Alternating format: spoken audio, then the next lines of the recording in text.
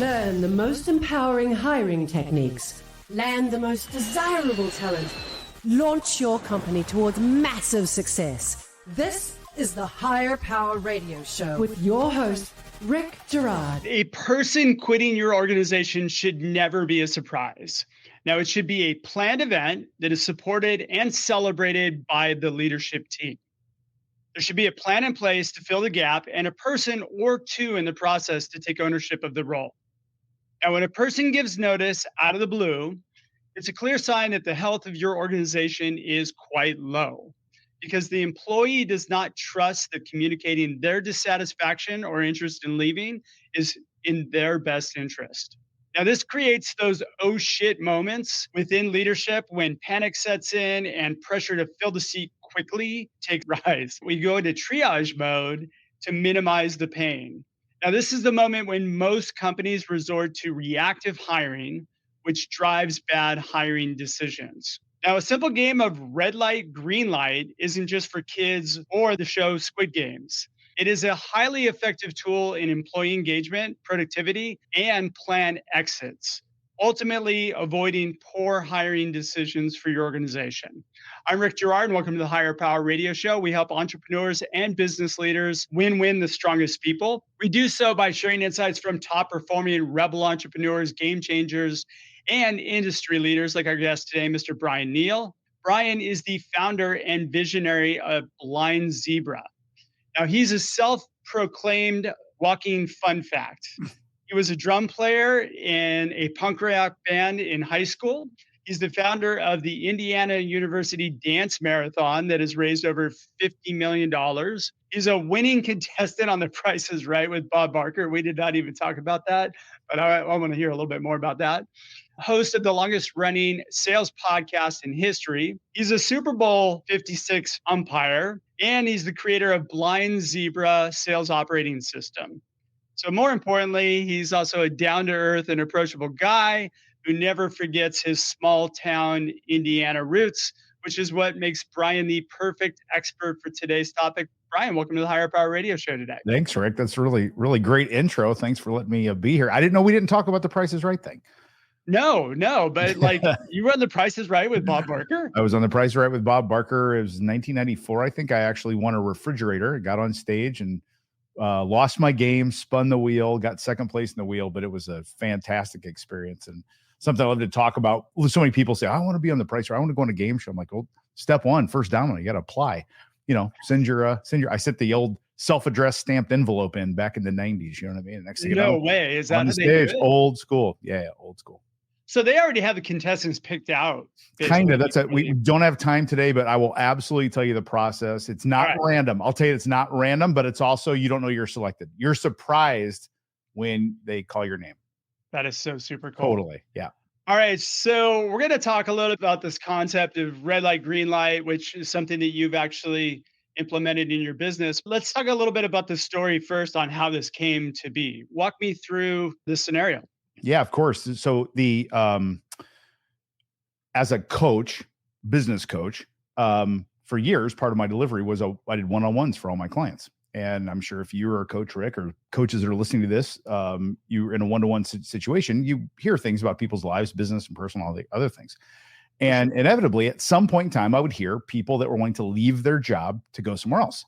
And it was weird because their client, their boss's boss was paying me to coach them. And they're telling me they're leaving. I always felt really uncomfortable. I had confidentiality there, just kind of weird. And then I'd watch them operate. They'd take a personal day on a Tuesday, and go put a suit on and go to a Starbucks. Like, well, where's Sydney? Well, she's got a personal day. I'm like, on a Tuesday? Everybody knew what was going on.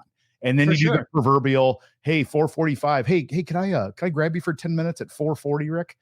Or it's a doctor's appointment, right? It's all the above. It's just lying. It's just lying. It's like, it's all so messed up. Then I would go drop a 2-week notice on you. You'd get upset, whatever, try to save me or not, walk me out the door. It was all clunky. And it was all just bad for everybody. Now I got a hole. Now I go put a resume thing out. I go to one of the big, resume places and post a job. Then I get a bunch of resumes. Then I pick the dog with the least fleas. And I see this happen over and over and over. I'm like, this is so dumb. Why don't we just talk openly about this? So I had a client who told me this in one of her one-on-ones. And I said, what do you want to do? She said, I want to stay home with my kids now. I'm like, well, why don't you just tell Josh that? Josh was her boss, real person. Well, he might fire me. I'm like, well, if he does, he does. But it makes no sense for you like skirt around this. So I said, why don't you just tell him your tour of duty's up? That sort of popped out of my mouth one day. And give him a couple months to find your replacement. You can train him. Then everything's above board and we're not worried about anything. He doesn't stress out about you leaving instantly. Yeah. And so that's what we did. And that was probably 11 years ago at this point, in May, 11 years ago. And as soon as that happened, I'm like, this is the way to do it. And so since then, I, in my own business at Blind Zebra and with all of my clients, share with them this concept of tour of duty, of basically above board employee-employer relationship that just makes the whole thing so much easier. All right, so it's not the video game. It's not. No, it's not. Wrong guy for video. Talk music, yeah, football a little bit. Video games, I'm not your guy.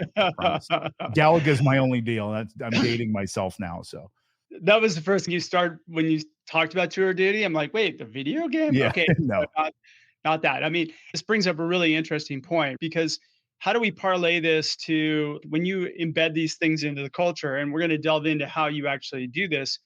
But this is something that you need to do in the interview process. I find that these conversations don't happen during an interview either, that actually convey to the person that you're going to hire that, hey, it's okay that you're going to probably move at some point. Yes. We don't plan on you being here for 20 years. Our environment cultivates communication. Yes. And we want to make sure that you're always in the right seat. Yes. For everybody. I mean, if you look at even the generational shift that's happening. So my parents were baby boomers, and I worked for Procter & Gamble, my first job.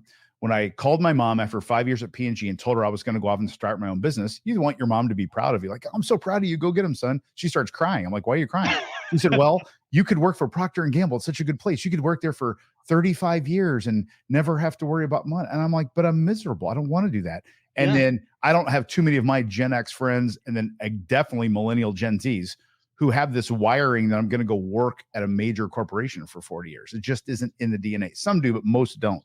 And so instead of fighting against that, let's just embrace it and say, you're going to work at Blind Zebra for a period of time. That's going to be your tour of duty. And at some point, you're going to want to leave and go do something else, or we're going to want you to leave, and we'll celebrate you and celebrate you out. Perfect. Yeah. Are you listening to the Higher Power Radio Show? I'm your host, Rick Girard. And for our podcast listeners, we're going to take a quick educational moment from our sponsors. This is William Tincup, and I'd like to talk to you a little bit about Indeed FutureWorks. Ryan and I attended the conference last year, and we created a limited series for Indeed where we talked to their customers. Great stories around TA and how they use Indeed to the max. So check it out. It's just Indeed FutureWorks 2024. You could search for it wherever you get your podcasts. Thanks. All right, I'm digging in deeper with Bryan Neale. He's the founder and visionary of Blind Zebra. And we're talking about how red light, green light can drive organizational success. We just talked about a little bit about the problem, aha moment in how you did this. Let's talk about tour of duty a little bit deeper, if you don't mind. Let's go into that, Bryan. Yeah, sure. So that, and I'm like you, Rick, we're both, I think we're very tactical at our core. Like it's one thing to say fluffery and, theory. I like to actually do things. And so this is something that you take a really good concept. One of your listeners, multiple of your people listening to this are going to go, oh my gosh, this happened to me. I just got a surprise exit. Someone came and left. I didn't know they were upset or whatever. So that's what we're fixing. So how do we do it? What's the process? So the first thing that we want to do is embrace this idea with guiding principles that it's okay if people come and people go. We believe our two primary guiding principles for us around tour of duty are abundance and intention. I believe in the abundance of a market, which means that there's way more people available to work at Blind Zebra than I could ever employ. And the time's going to be right when the time is right. I have an abundant attitude about that. Okay. So that's a huge point right there. And I want to I've had so many CEOs to me. It's really hard to find people. We can't find people. Okay. There's a key point here is that most of the time you're fishing in the wrong pool. Yeah. You're going to go tuna fishing in a lake. Stop looking for high performers on Indeed. look for people where they are, not where you kind of hope that they are. So good. I love that. There's another word that we didn't plan to talk about it, but there's another tool that we teach. It's related to the tour of duty, called virtual bench, which is just what you're saying. We should be courting people all the time who are employed that are high performers, not getting the surprise exit, posting on Indeed and picking the dog with the least fleas, like I say all the time. So I do every Friday, I put into practice. I have an 1.5-hour sprint that I do, and I call it filling my funnel. Yes. And I have a spreadsheet. It's all old school, but I have a spreadsheet. I look at my org chart and I go, where am I going to have gaps, or where am I going to need to hire in the next year? Great. And then I go on LinkedIn for an 1.5 hours and I just send out messages to people that I think might be worth talking to. Yep. And one of the things that I tend to look for is I look for people who are cross industry. I don't look for my competitors. The most successful hires that I've placed in my career have been people who have come cross industry. It's not, hey, we want you to come do the same job you're doing there, but for less money. Right. Not at all. Right. No, there's this core set of skills that can be applied in different industry, even different roles sometimes. I'm a huge fan of that. I always want to say this is a tactical takeaway people can take that's even, again, adjacent to tour of duty, but you should be able to show someone your virtual bench. If you're a leader of a company, you should be able to show, I can show you mine on my phone. It's right here, but I can pull it up and I can show you their names of humans.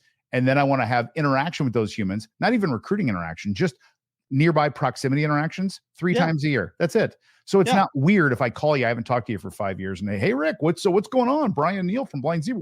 What's been going on since the last Winter Olympics? Like that it's weird. But if I've talked to you, did this, we talked, I'm like, hey man, something want to run by you. So we've got this, and then you'll say yes or no. And if you're open, we'll talk. If you're not, we'll carry on. Right. Well, introduce to me the concept of the red light, green light. Of course. So now we put it into practice. So we have this belief in the abundance of the market.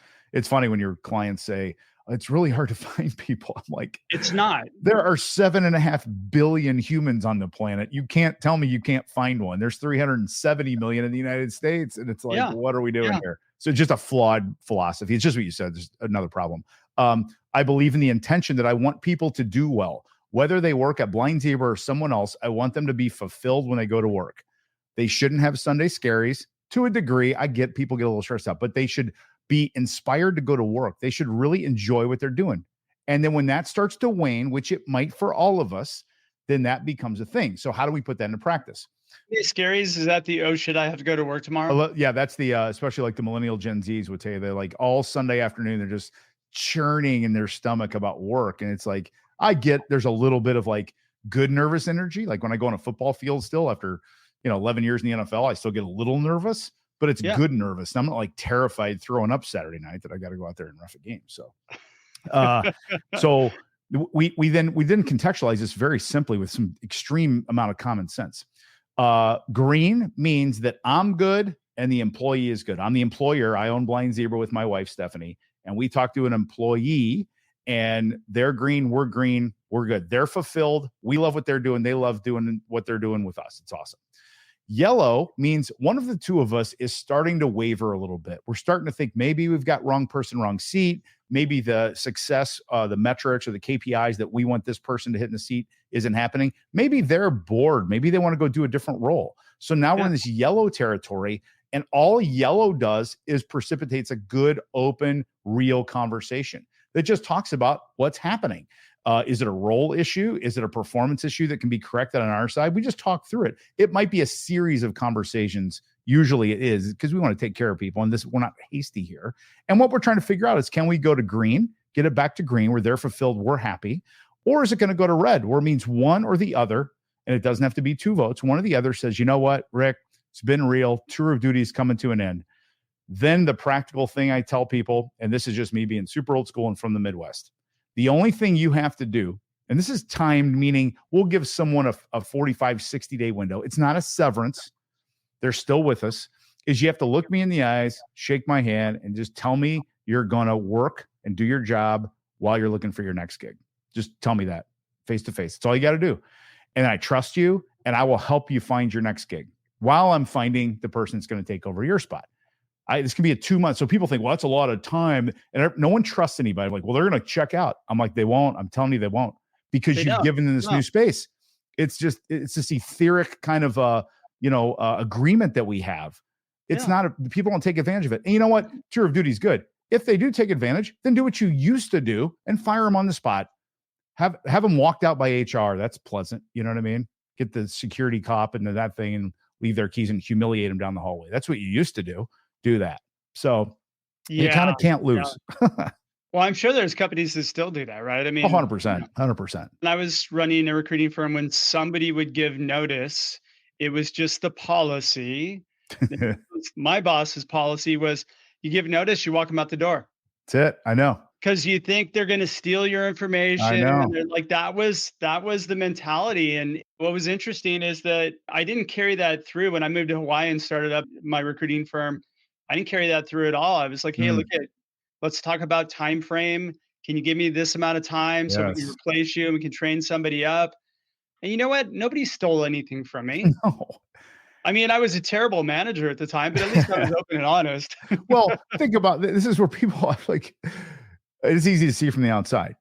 If someone is going to steal info, they've already stolen it before they leave. I promise you, they've got some sort of drive backed up where they've got all the content. They're not going to like give you notice and then start working on stealing the info. It's too close to the stove at that point. It happened way beforehand. Yeah. So just and if they steal your info, they do. Everyone can find everything these days. Like, what is everyone worried about? It's just, it's a scarcity mentality for me. I totally agree with you 100%. They can steal it all they want anyway. They still have to execute. That's right. Right. And they're probably not going to. No. Yes. I had a really unfortunate situation where when I moved to Orange County, I did it to work with a friend of mine, and we had a bad ending, and he walked out and actually took my service agreement. My company was Stride Search, and he just white out the D and made it a V. So it was Stride Search, and sent it out to all my customers. How's his podcast doing? I'm sorry. That was snarky. He's probably got some huge podcasts, but yes, it's like, it just makes no sense to me. I want people to have the space and the freedom to move around in their life and let them be happy. If they're leaving, there's something that's not fulfilling in their life. And I don't want them to sit at my shop and be unhappy. Makes no sense at all, in my opinion. And you know what? I learned a valuable lesson from that. It's not worth the fight either. God, no. What a waste of energy. I've been a fighter my whole life. So I kind of learned that there's some fights that just aren't worth it. No. You know what I mean? There's a book called The Tao of Sales, like TAO, like the Tao. This guy wrote a book taking Buddhist principles and putting them in. And one of the elements I love in this book, the chapter is called Fight Resistance with Non-Resistance. Fight resistance with non-resistance. Go in the flow of what you would normally move against. So you turn in the current, which is if someone is leaving. That's what we have a phrase at Blind Zebra. We tell everybody this when they're getting hired. Even if we fire you for lack of performance, we celebrate you in and we celebrate you out. We will have a going away party for you, even if you don't perform, which we do. And people make cards for people that are getting fired. Then they get fired and they leave. Like, what was it like to be at Blind Zebra? Like, it was awesome. They were so nice. Even when they fired me, they were awesome. And it's a great branding. It's a great way to be, in my opinion. That's a great learning moment for me. And I think for everybody else too, the celebrating people out. Again, there's that mentality that once you leave, you're dead to me. Right. I had somebody else on the show that had a similar thing, and she talked about boomerang hires. Oh, yeah. And how she'd send people off with a party. What she found was that her high performers that left, they probably left because they're getting paid more money or something else. They ended up going to a complete shit show company. Yes. And they realized that the culture was much better over here. And I was happy at that company. And then they would come back a year or two later. Yes. That's it. Yes. Hey, there's no better thing than somebody who already knows your environment coming back in going, oh my God, I was on the outside. Yes. It was terrible. Yes. And I'm glad that they went and tried that, because what a shame if they would have always wondered. I can't stand people like, I always wonder what it'd be like. If I'm like, just go do it. You can always come back. And then the timing might be wrong on our side. Then the timing's wrong. It's a big, abundant world. You go on and find the next thing. I just think we make this way more complicated than it needs to be, in my opinion. I know I tend to do that in my life naturally. So you stepped it out for me. You kind of touched upon operating from your guiding principles and approaching the market from abundance. Anything else that's important in that guiding principle? And the guiding principles, just know that that's the foundation of all the action when you go to implement things like the stoplight, and then things we'll talk about here in a second with the actual calendared meetings around tour of duty. never lose sight of the guiding principles, because they'll sneak in on you. Well, we can't lose them. This is what I hear. And this is one where, I got to work. Like, we got a really important employee and I'm like, man, if they leave, my job is going to be super hard. It's a very selfish way to think, but it's very real. And I really think that. And so I've got to make sure I go, you know what? The person is not the only one on the earth that can do this. There's someone else that can do a good job. That's the abundant flip. And I've got to make sure I always anchor to those guiding principles, because it's easy to get away from them, especially when you talk about losing really easy to get. Yeah. We also live in a fear-based world, and Murphy's Law, whatever can go wrong will go wrong. And we believe these things to be true. Yeah. Quick, weird side note is that I had a friend come to me, and she's training to be a manifestation coach. And so I've been working with her for the past few months. Yeah. She's got me reading again, Think and Grow Rich. Yay. That's an old one. She's got me actually studying it. And it's so true how when you shift your mindset, your life becomes easier. Sure does. We tell ourselves this is hard, and we tell everybody that's hard, and then we make it harder. Right? We do, really do. I almost wonder if it's like self-fulfilling. It is. Like it's really hard to find people, Rick. And your clients say that to you over and over, and they hear themselves saying it. So why would they ever believe different? Because there's core. It's hard to find people. It's hard to find people. It's hard to find people. Of course it is, because that's how you're wired right now. Instead, say, man, there's like billions of people on the planet, and there's surely one out there that fits for what I'm looking for right now. So I'm just going to be open to that. I can't wait to find them. Can't wait to meet them. Wonder where it's going to be. That's an abundant mentality. Well, we've got clients that we worked with. They've done such a great job with setting a company environment that people come to them. They don't ever have to advertise. They just have a consistent flow of people coming to them saying they want to work. I heard a lot about your company. I want to work for you. It's awesome. Yeah. Love that. We just had that. Right. We just had a woman say, hey, I want to be your intern next spring. It's like, okay. Anyway. That's great. Step 2. Yeah. So we've got that. Now we need to contextualize. This will be a takeaway for the listeners. We've got to write our speech. We've got to be able to articulate our why we're doing this. So I've got my own version. It comes from the heart now. It's not memorized, but it's really important that people jot down why they're doing tour of duty. Because without it, you said earlier, Rick, we live in a fear-based world.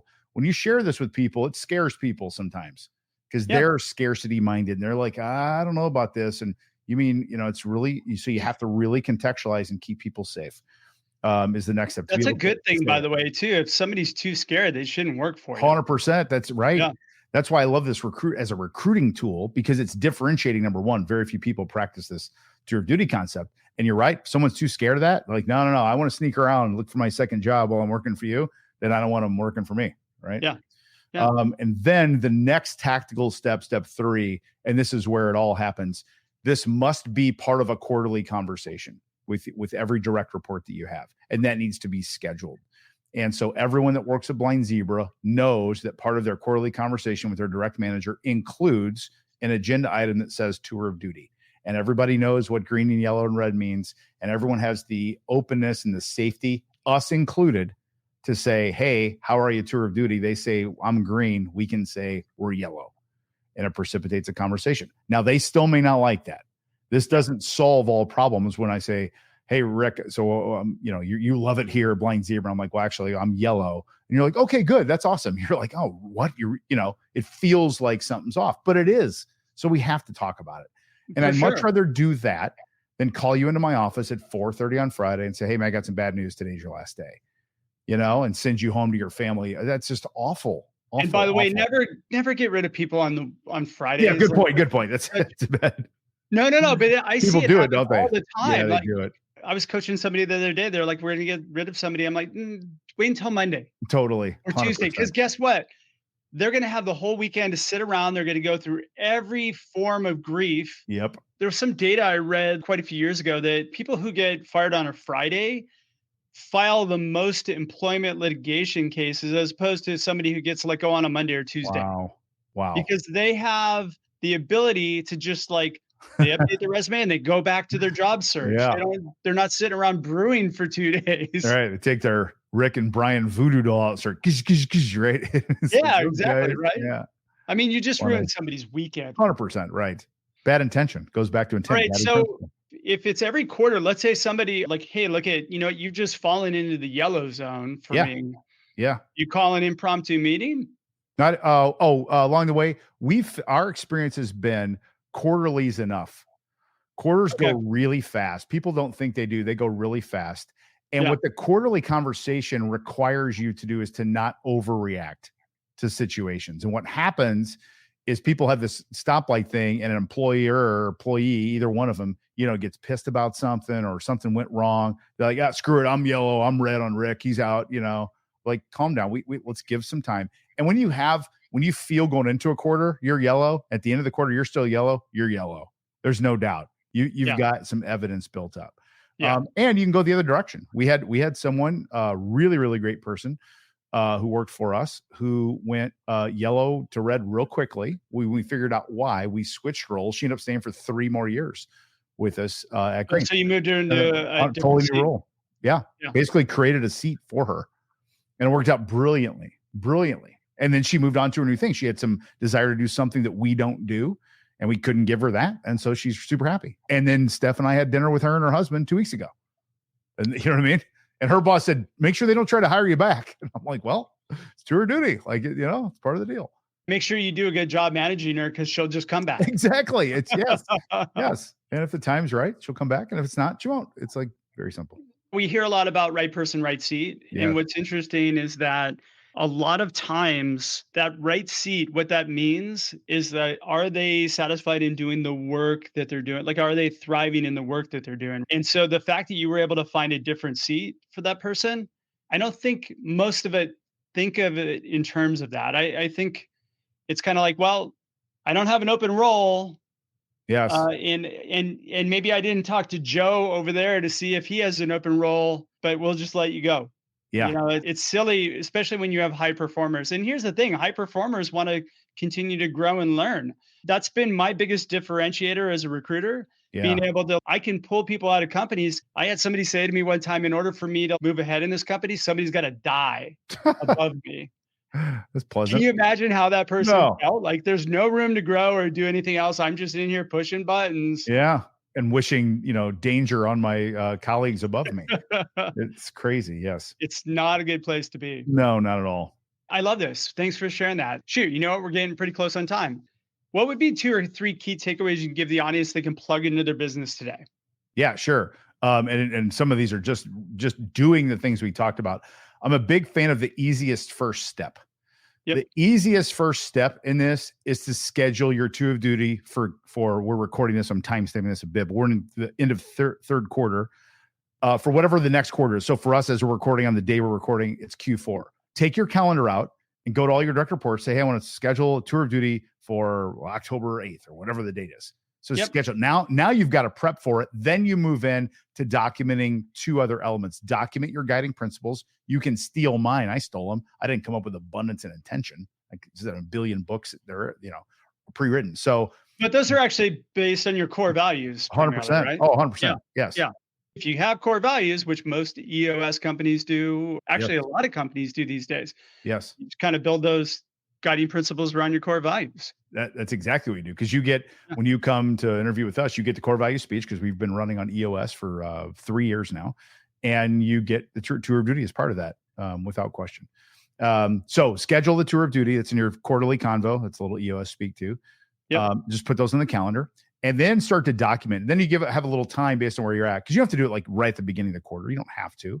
And then document your guiding principles, and then document your tour of duty speech. And by speech, I don't mean write it out longhand and read it.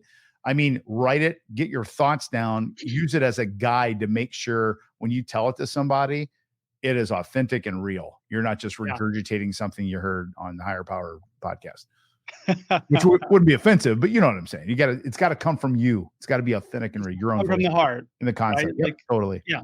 I mean, look, if you don't care about your people, then quite frankly, you need to go find something else. Yes, exactly.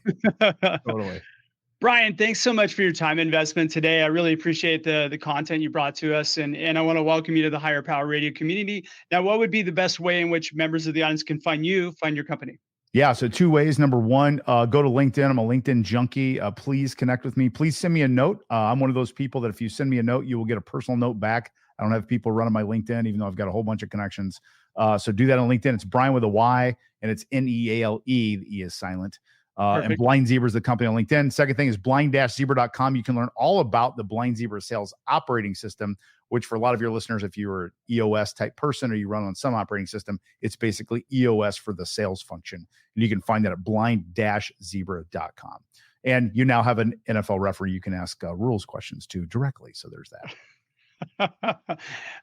You just opened yourself up to a lot. Yeah, true. That's okay. All right. Well, I want to thank you for tuning in this week's episode of Higher Power Radio. A huge thanks to our team, Brian Colburn, Andrea Ballin, and Ayla Girard. If you're listening to the podcast, please subscribe, review, and share after all the shows for you and want to continue to provide valuable content to you week after week. You can join the Higher Power Radio community at Higher, H-I-R-E, Power, P-O-W-E-R, radio, R-A-D-I-O.com, or you can drop me an email at rick@intertrue.ai. I'm your host, Rick Girard, and you have been listening to the Higher Power Radio Show. Aloha. Thank you for listening to Higher Power Radio. Catch our LinkedIn Live show every Tuesday at noon, or download the podcast on iHeartRadio, iTunes, YouTube, or your favorite podcast platform. We appreciate you joining us on Higher Power Radio with your guide to hiring success, Rick Girard.